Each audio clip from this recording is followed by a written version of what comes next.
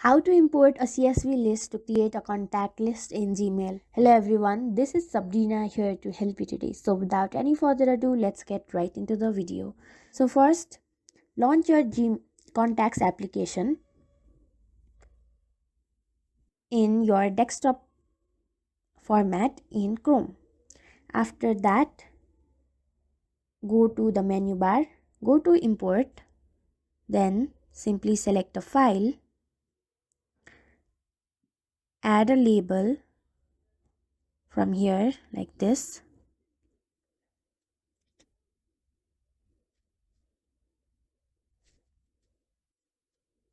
Select the file from contacts and you will be able to create and import. So that's how you do it.